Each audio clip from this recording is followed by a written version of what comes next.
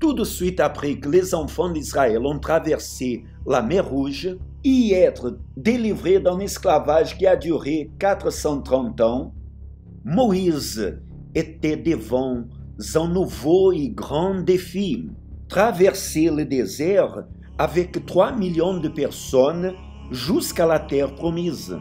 Cependant, pour que ce parcours soit bien réussi, il y avait un arrêt obligatoire pour eux, le mont Sinaï, la même montagne où quelque temps en arrière, Dieu est apparu à Moïse, lui donnant l'ordre de libérer son peuple. Ce fut là que tout a commencé. Et ce serait là le point de départ pour une nouvelle vie. Moïse fit sortir le peuple du camp à la rencontre de Dieu. Et ils se placèrent au bas de la montagne. La montagne du Sinaï était toute en fumée parce que l'Éternel y était descendu au milieu du feu. Cette fumée s'élevait comme la fumée d'une fournaise et toute la montagne tremblait avec violence. Ce peuple jusque-là n'était qu'un band d'esclaves, sans loi ni direction. Mais au Sinaï, ils ont perdu leur statut d'esclaves pour devenir une nation établie et bien constituée par des lois morales et spirituelles. Pour cette raison, le mont Sinaï est devenu l'autel naturel de Dieu sur la terre.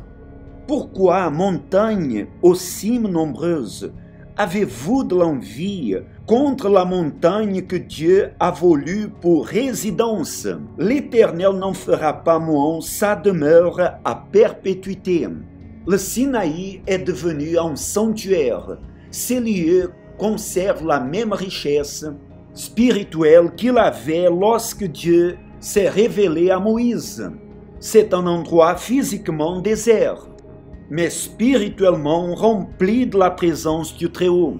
Ce fut là que Dieu engageait sa parole d'honneur à Moïse quand il a dit « Voici, je traite une alliance, je ferai en présence de tout ton peuple des prodiges qui n'ont eu lieu dans aucun pays, chez aucune nation. Tout le peuple qui t'environne verra l'œuvre de l'Éternel. » L'autel du Sinaï est l'arrêt obligatoire pour ceux qui désirent passer de l'ancienne vie à la nouvelle.